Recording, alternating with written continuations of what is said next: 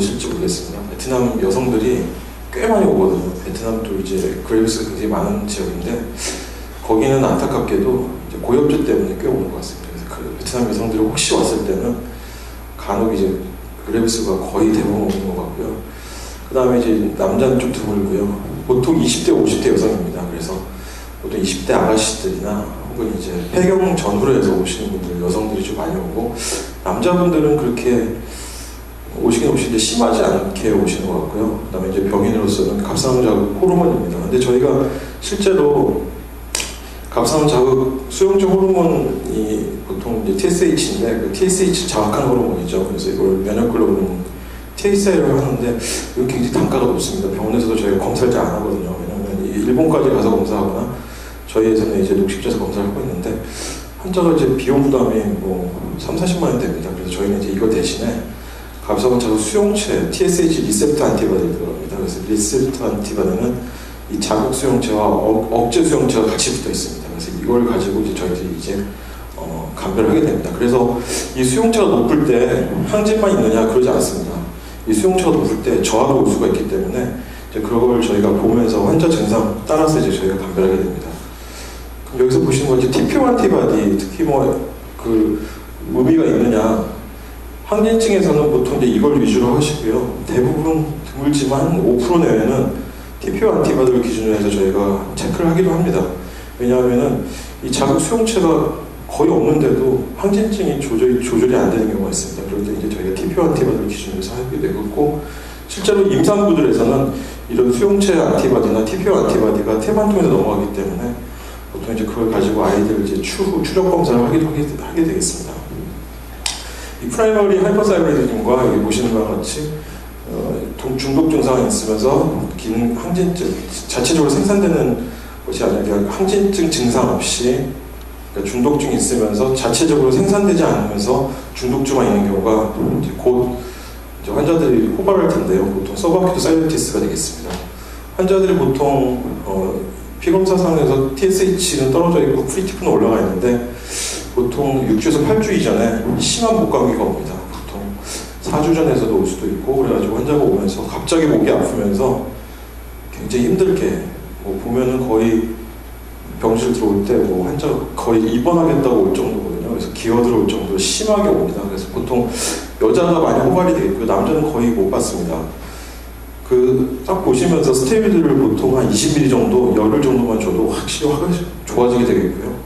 특징적으로는 보통 3개월에 좋아지고 6개월에 보통 완치가 되기도 하고 저하로 빠지기도 하는데 계속적으로 돌아다니면서 아픈 경우가 있습니다. 그걸 이제 마이그레이팅 사이너티스라고 하는데, 그럴 경우에는 환자들한테 줘도 별로 재발을 하면서 결국에는 반복적으로 기능 저하를 일으키기도 하고, 간혹 아주 드문 경우인데 통증이 도저히 낫지 않습니다. 스테로이드를 주고 마이폴 같은 진통제를 줬어도 또 낫지 않은 경우인데, 그럴 경우에는 보내주시면 간혹 이제 드물지 않게 환자가 통증 때문에 오는 경우에는 간혹 이제 수술까지 하는 경우도 있게 되겠습니다. 그리고 이제 보시는 바와 같이 TSC 시크레팅 피투이터리 투머가 있는데, 이런 경우는 아마 원장님들께서 거의 보시기는 힘드실 것 같고요.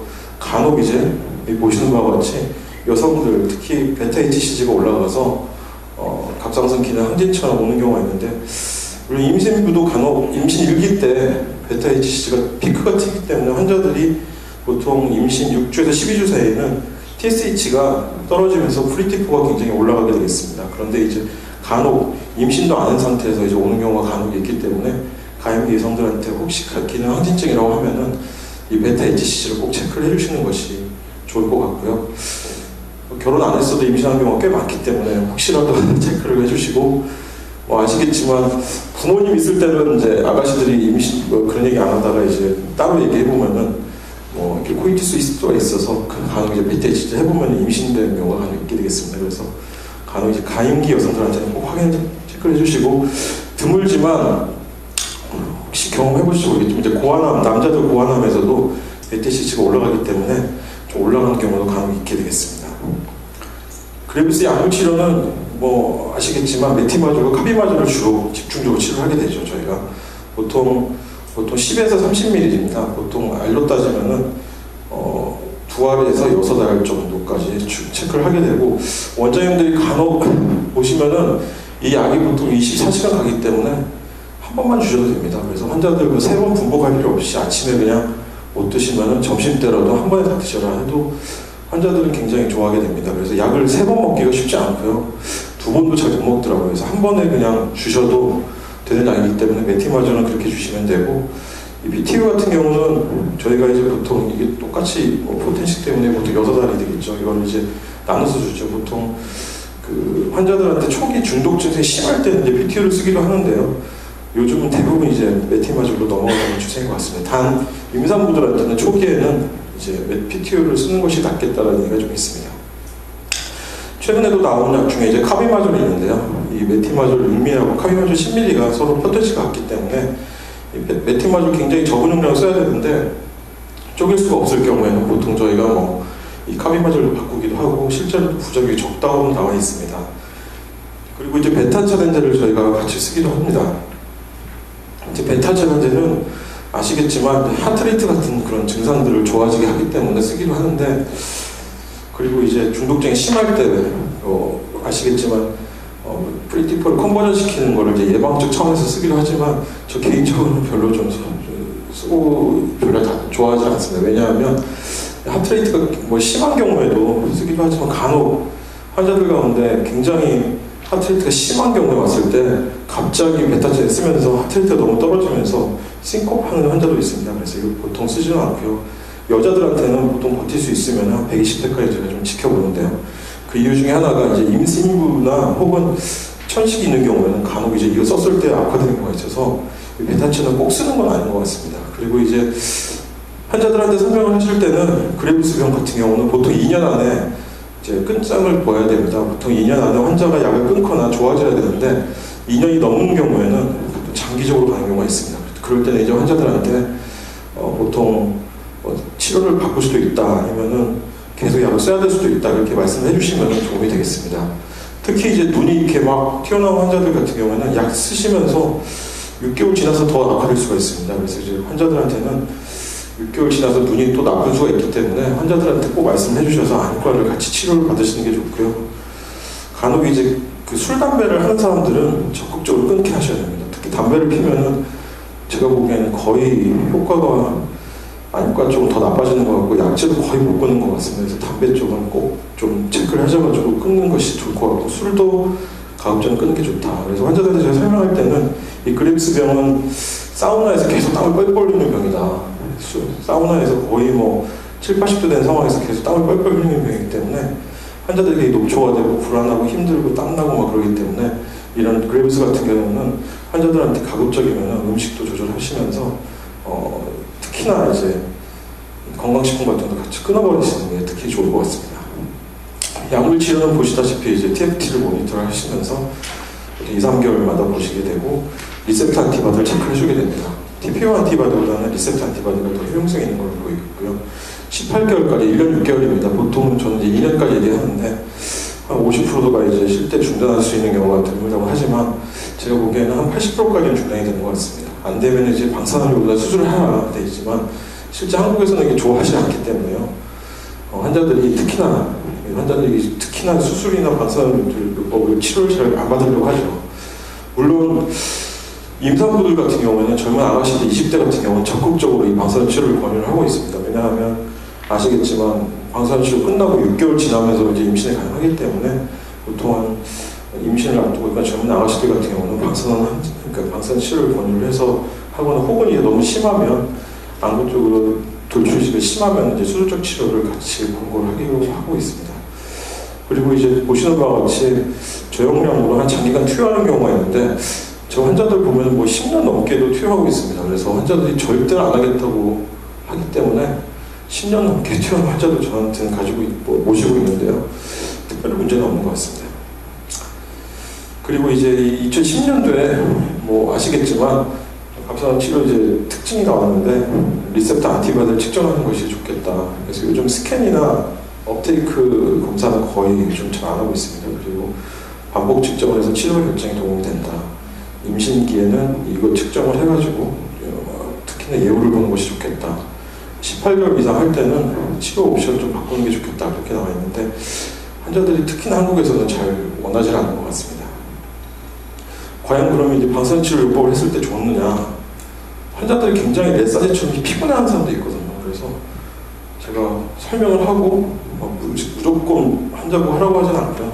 설명을 하고 원하면 해주지 무조건 하진 않습니다. 특히나 이제 예민한 사람들은 그 박사선 농도만 조금만 바뀌어도 굉장히 몸에 변화가 있는 것처럼 느끼기 때문에 환자들이 굉장히 예민한 사람들은 좀 조심스럽게 하고 초기에 뭐 심할 때 치료하진 않습니다. 증례 이제 간단히 보시면 되겠습니다. 일단 제가 나이를 먼저 쓴 이유는 23세 여자죠. 보통 이제 가임기 여성입니다. 증상 없습니다. 뭐 이상이 있다 해갖고 의뢰가 됐고 전혀 뭐 특별한 증상이 없습니다. 23세 여자가 임신도 안 했고 미혼인데 갑상선 기능이 이상하다. 증상도 없고요.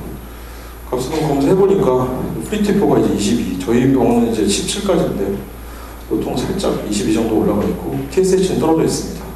프리티포는 보통 급격히 변하는 호르몬 수치고 TSH는 아시겠지만 2달 정도 저희가 보고 있습니다. 그래서 치료에 타겟을 맞출 때는 저희가 이제 프리티포를 하는데 증상이 없는 상황에서 TBI 좀 보시는 바와 같이 리셉터 안티바디가 0.3 이하로 좀 맞지 않죠. 그래서 뭘까 하면서 혹시 임신을 했느냐 뭐 그런 거 없다고 돼 있고 가임기도 아니고 그런데 베타-HC가 2만이 넘습니다.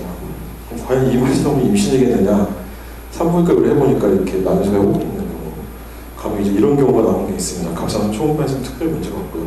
그래서 간혹 이제 수치가 높다고 무조건 이제 항진증인가 생각하지 마시고 HC 정도는 환자 동의하에 한번 해보시는 것이 낫지 않을까 그렇게 생각하고 있습니다. 물론 이제 수술하고 나서 좋아졌죠. 약을 써봤자 별로 효과가 없습니다. 그래서 이런 환자들은 이제 수술해야 좋아지는 경우가 있습니다. 그다음에 여자 이제 두 번째입니다. 중년 넘은 이제 52세 남자 여자입니다. 보통 이제 폐경 전후로 했던 여자분이시고요.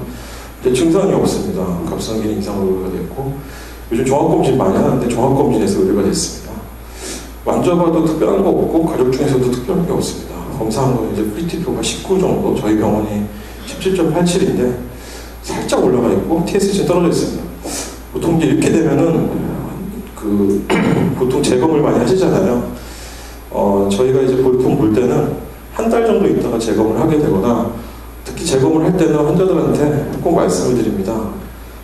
이 요오드가 많이 들어있던 음식들은 좀 가급적 좀 피해보라고 그러면은 이 요오드가 적게 들어가면서 프리티포가 억제되는 게 효과가 좀 좋아지면서 혹은 이제 항진되는 게 좋아지면서 프리티포가 안정화되는 경우가 간혹 있습니다. 그래서 미어킴, 다시마 같은 것들을 좀 끊고 나서 한 달 정도 있다 검사해보세요 했는데 여기도 이제 조심하셔야 될 게 종곰에서 CT를 많이 찍습니다. CT를 많이 찍어서 이제 요오드를 많이 들어가죠. 그러면 이제 간혹 이 수치가 이제 굉장히 급변할 수가 있습니다.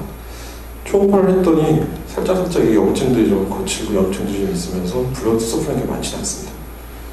2달 후에 이제 피검사를 했더니 TSH가 4.96 올라가서 프리티프가 0.6까지 확 떨어졌습니다. 그래서 환자들 보니까 TPO 안티바디가 살짝 올라가 있고 TBI는 0.3이야. ATG 안티바디는 60이 정상인데 120 정도 거의 높지 않거든요. TPO가 살짝 올라가는 상황에서 이렇게 오는 경우는 간혹 환자한테 물어보니까 환자가 이제 요오드를 그 이후에 끊었고 살짝 감기처럼 이 검진하기 전에 왔다고 합니다. 그래서 이거는 서브아큐트 사이러티스처럼 올 수도 있겠구나 해가지고 이제 저희가 약을 시작하다가 좀 지나서 한 50마이크로 정도 주고 지나서 보니까 이제 바로 좋아졌습니다. 그래서 혹시라도 약이 검진할 때 이렇게 조금 살짝 올라가신 분들은 일단은 검진 피검사를 한두 달 정도 있다 다시 해보시면서 음식 조심 시키시면서 보시면은 이 정도 온 상태라면은 놀라지 마시고 약을 한 25에서 50마이크로 주시면서 팔로우 하시다 보면 이게 좋아지는 경우들은 슬그머니 약을 끊으시면 크게 문제 없는 케이스가 되겠습니다. 간혹 이제 이렇게 높은 상태라고 해서 메티마조를 하나를 줘버리면은 환자들한테 선생님이 주셔가지고 너무 떨어졌다 이렇게 오해를 받을 수가 있습니다. 그래서 간혹 이제 한 달 있다고 피검사 해보셔도 낫지 않을까 생각이 듭니다. 이제 세 번째입니다. 50세 여자입니다. 이분은 이제 증상이 있습니다. 숨 차서 오셨고 에이트럴 피블레이션이 있었습니다. 그래서 치료를 받으셨고 환자가 이제 다리가 붓는다고 하죠. 그리고 검사상 이상이 있다. 그래서 검사를 해보니까 프리티포 한 21 정도 되고 있습니다. TBI라는 이것도 수치가 이제 8 정도까지 올라가 있고요. 저희가 보면 이제 높은 사람은 40 이상도 돼 있고요. 8 정도 되면 아주 높은 수치는 아닌 것 같습니다. 메티마저를 증상도 있고 해서 이제 두 화를 시작을 했고, 그러면서 이제 꾸준하게 지금 체크를 하고 있는데, 이 환자는 에이트리얼 피브릴레이션이 있기 때문에 간혹 그러진 않겠지만 이 심장내과에서 이제 간혹 아스피린을 쓰기도 합니다. 아스피린을 쓰면은 여기 보시는 거지 TSH가 훨씬 떨어지게 됩니다. 그래서 약제를 사용하실 때는 TSH보다는 이제 프리티포를 보시면서 하시는 게 좋고요. 간혹 아스피린 쓰는 환자들은 TSH가 많이 떨어지는 것처럼 보이기 때문에 이걸 어떻게 해주는 올리실 생각 하지 마시고 이제 프리티포를 기준에서 약제를 시작하시면 되겠습니다. 이제 증례 네 번째입니다. 이 여자분은 이제 37살째 여자입니다. 3개월간 굉장히 피로하고 심계항진과 체중이 감소됐습니다.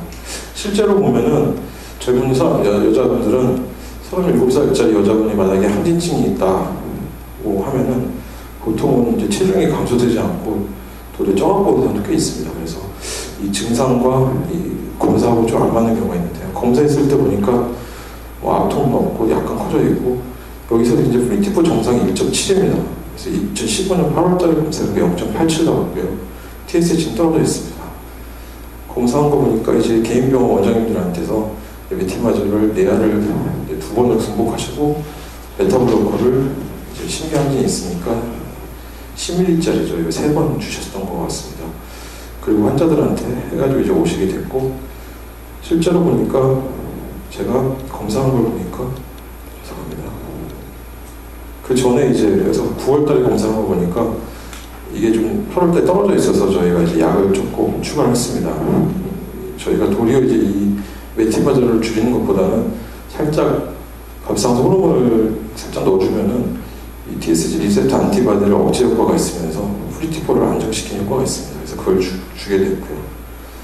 검사한 거 쭉 훑어보니까 이제 이런 식으로 나왔습니다. 그래서 이제 10월달 봤을 때 약제를 줄이기 시작하면서 최종적으로는 메티마저 하나를 25마이크를 주면서 이 TSH 리셉터 안티바디가 떨어지는 걸 지켜보다가 이게 더 좋아지기 시작하면 결국에는 호르몬을 끊어버리고 메티마저만 유지하다가 이 유지가 하다가 도저히 더 떨어진다, 이 수치가 불안정하다 그러면 이제 카비마저를 바꿉니다.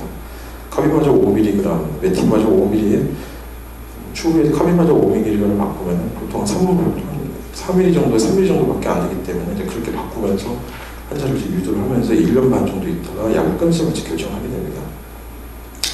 만약에 이런 것처럼 급격하게 불안정하게 변할 때는 다른 거 보지 마시고 프리티포만 하시면은 나머지 TSH 보지 마시고 프리티포 하시면서 이걸 규칙적으로 보시면은 아마 진료하는데 도움이 되실 것 같습니다. 49세 여자입니다. 보통 이제 중년 여자고 심계항진 체중 감소가 있고 커져 있게 되겠죠. 보시는 바와 같이 초기에는 이제 4.75입니다. 1.8에서 한 2배 이상 올라가 있고, 그러면서 쭉 이제 8개월까지 팔로우를 하면서 지켜보고 있는데, 보통 저희가 이제 전략적으로 봤을 때 보통 2달 이내에 환자를 정상화시키는 게 제일 중요하고요. 약제를 썼을 경우에 환자가 증상이 좋아지는 경우는 아시겠지만 2주 정도 지나야 됩니다. 그래서 약제를 썼을 때 선생님들께서는 항호르몬제 썼으실 때는 환자한테 설명을 해주시기를 2주에서 3주 지나야 증상이 좋아지기 때문에 먹자마자 바로 좋아지지 않는다, 그렇게 얘기를 해주시면 환자들이 좀 도움이 되는 것 같습니다. 이제 다른 병원에서 치료했던 경우인데 쭉 해서 4개월 만에 이제 안정화시켰고, 4개월 안정화되고 8개월까지 유지는 되고 있는데, 보시는 바와 같이 TSH는 아직까지도 정상이 아닙니다. 이럴 경우에 놀라지 마시고 유지하시면서 이 프리티포를 보시면서 치료하시는 게 좋고, TSH 리셉터 안티바디가 87에서 쭉쭉쭉 처음에는 올라갑니다. 약제를 썼을 경우에 반동해서 올라가다가 점점 떨어지기를 합니다. 그래서 간혹 변동은 있지만 이게 한 떨어지기까지는 한 1년 반에서 2년까지 걸린 것 같습니다. 그래서 약제를 지금 조금씩 타이트레이션 조금씩 줄이고 있고요. 개인적으로 봤을 때는 환자가 보통 4개월 만에 이제 프리티포가 안정화 됐고요. TSH는 아직 유지가 되고 있지만 이 리셉터 안티바디가 굉장히 아직도 타이트가 높기 때문에 이 환자는 조금 더 오랫동안 치료를 해야 할 가능성이 높습니다. 프리티포와 TSH 브리치할 때는 여러 가지가 있지만 이 치료 도중이 가장 많은 것 같고요. 환자들한테 봤을 때 이 건강식품 같은, 특히 이 약제 같은 게 꽤 많이 들어가게 됩니다. 그래서 이 두 가지가 제일 많고, 약제를 불규칙하게 먹었을 경우도 있습니다. 그래서 환자들한테 얘기하실 때는 치료할 경우는 있지만 특히나 기능 저하적 환자들한테는 이 T4 복용이 굉장히 중요합니다. 그래서 T4균을 빈속에 먹는 게 굉장히 중요하고 규칙적으로 먹는 게 중요하다 얘기를 해주시고, 중간에 뛰었다 먹었다 뛰었다 하면은 보통 TSH가 올라가고 프리티포는 정상인 경우가 꽤 있습니다. 그래서 불규칙한 경우에도 올라갈 수가 있다는 걸 알고 계시면 될 것 같습니다. 아까 말씀드렸듯이 기능 항진증의 그레이브스 같은 경우는 TSH 리스펙트 안티비를 확인해줘서 약제를 처방하시면 되겠습니다. 6번째입니다. 29세 여자가 이제 체중이 감소되고 설사를 해서 왔습니다.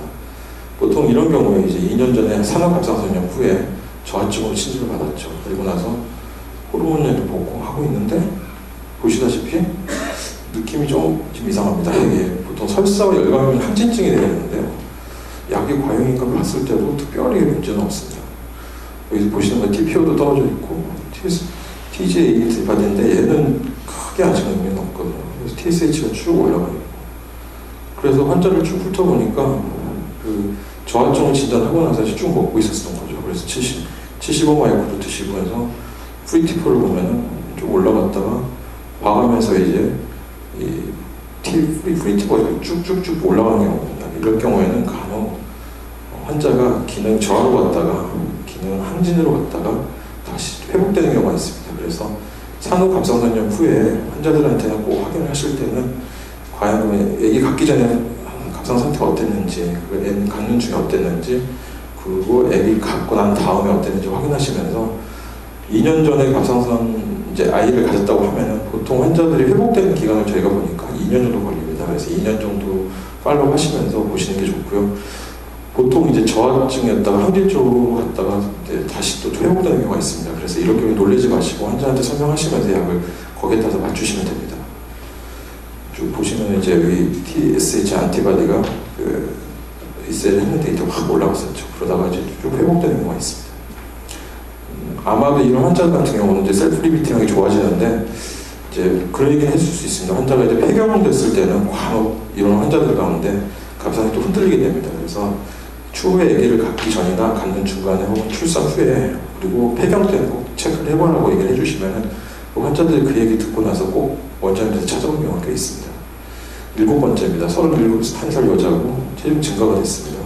출산 후에 갑자기 악화되는 경우가 있습니다. 그래서 처음에 2알 드시다가 저희가 먼저 팔로우를 하는데 여기 보시는 거 이제 프리티포가 정상이 17, 보통 한 12 정도 맞춰야 되는데 2016년도부터 지금까지 쭉 보시면 거의 안 맞춰지고 10월 달에 좀 맞춰졌습니다. 이게 왜냐하면은 환자가 플레이업이 되면서 처음에 PTO 2알 먹다가 마지막에 찾아간 게 메티마졸 12알입니다. 거기다가 콩코를 쓰고 있고 이 잼스테인이 뭐냐면 이제 요오드 용액입니다. 그래서 이 요오드 용액을 쓰실 때는 메티마졸 같은 항갑상 그 약제를 무제한 쓸 수 있습니다. 계속 쓰면서 몇 달 정도 써가지고 결국에는 어느 정도 안정시킨 다음에 이 환자를 옥수치를 해야 되나 했는데 테크니시 알레르기가 있습니다. 그래서 이 환자는 옥수치료도 못했고요. 결국에는 우리 저기 계신 성경 교수님께서 수술을 하셔가지고 이렇게 완치를 시켰던 환자가 되겠습니다. 그래서 12알을 보고도 전혀 이 환자 같은 경우는 효과가 없었습니다. 그래서 이제 결국 잼사이트 스타틴 하신 것 같이 요오드액을 쓴 다음에 좋아졌던 경우가 있고요. 남자입니다. 50세 남자죠. 보통 남자들이 중년에 오시는 경우에 좀 드물지만 젊은 남자도 마찬가지고 이제 하지 마비로 오게 됩니다. 그래서 응급실로 오게 됩니다. 칼륨이 떨어져서 오게 되죠. 그래서 하이포칼륨 피레드 파랄라이시스가 있습니다. 그때 검사해봤을 때 프리티포는 25밖에 안 됐고요. TBI는 18밖에 안 됐습니다. 그래서 메티마졸을 보통 저희가 2배 정도 올라가 있으면 한 4알 정도 저희가 쓰면서 이제 팔로우를 하게 되죠. 문제는 환자의 총파워에서 하이퍼바스큘러합니다. 근데 이제 전반적으로 염증도 있어서 몰랐는데 좀 지나서 이제 좋아지면서 보니까 약제를 쭉 끊게 됐습니다. 그래서 20에서 쭉 떨어져 12까지 떨어지면서 TBI를 보시면 18까지 올라갔다가 이제 0.3까지 떨어지면서 약제를 끊어볼까 했는데 초음파를 다시 한번 팔로우 해보니까 이 부위가 이제 톨레노마이드 타입의 캔서가 생겨가지고요. 파퓰러 캔서를 이제 수술까지 받았던 케이스가 되겠습니다. 그래서 혹시라도 초음파를 해놓고 그 다음에 잘 모르는 꼭 1년이나 1년 반만에 한 번씩은 팔로우를 해보셔서 이 캔서들이 간혹 나오기 때문에 그럼 과연 그 항진증에서 발생된 케이스가 나쁘냐? 뭐 그런 데는 않습니다. 뭐 예후는 크게 문제는 없다고 되어 있고요. 그래서 환자가 좀 당황하죠. 자기는 치료 다 된 줄 알았는데 수술하라고 그러니까. 그래서 가면 이런 경우가 있기 때문에 초음파를 한 번씩 체크해 보시는 것이 나을 것 같습니다. 다시 한번 이제 말씀드리면 항진증에서도 결절이 있기 때문에 염증이 완화된 후에도 악성으로 틀어졌기 때문에 결절을 좀 확인해 주실 필요가 있고, 이 가해기 예상 같은 경우는 꼭 임신 여부를 확인해 보시고, 항진증이 염증과 항진증 감별이 중요합니다. 특히 이제 11월부터 이제 곧 환자들이 써먹기 사이트에 많이 오게 됩니다. 그리고 이제 봄 4월, 5월 달에 꽤 오거든요. 그때 혹시라도 오셨을 때 환자들 만져보시고 통증이 있으면 해주면 통증 없이도 꽤 오더라고요. 그래서 그럴 경우에는 환자들한테 가서 그 체크해 보시면서 간혹 이제 스테로이드를 보통 20ml를 보통 일주일 정도에서 열흘 정도 딱 쓰고 환자가 확 좋아지면서 저하로 빠집니다. 저하로 빠졌을 때 간혹 이제 갑자기 호르몬을 주시면서 체크해 보실 수 있고요. 꼭 초음파를 해보실 필요가 있고요. 그 다음에 초기 진료에 암병증이나 감소증, 간기능 이상, 심전도 같은 거 꼭 한 번씩은 베이스를 체크해 보시면 저희들한테 굉장히 치료하는 의사들이나 모든 선생님들한테 굉장히 도움이 될 것 같고, 한 2년 안에 약을 끊지 먼저 결판이 나야 됩니다. 근데 그러지 않으면 약제를 장기적으로 가능성이 높고요. 특히 임신 후나 폐경 전후에 갑성 기능이 많이 변할 수 있기 때문에 항진에서 저하로 가는 경우가 거의 90%인 것 같습니다. 그래서 환자 치료 잘하고 있는데 갑자기 저하로 갔다고 환자한테 왜 그러냐고 하지 마시고요. 그럴 경우에는 간혹 이제 저하로 가는 경우가 있기 때문에 환자들한테는 좀 준비를 하시라고 해도 특별히 환자들이 100% 넘어가는 건 아니고요. 한 반반인 것 같습니다. 그래서 이렇게 해주시면 좋을 것 같고요. 저하에서 항진을 가는 경우도 꽤 있습니다. 그래서 그 폐경 전후로 해서 꼭 체크를 해보실 필요가 있을 것 같습니다. 감사합니다. 질문이나 혹시 코멘트 있으시면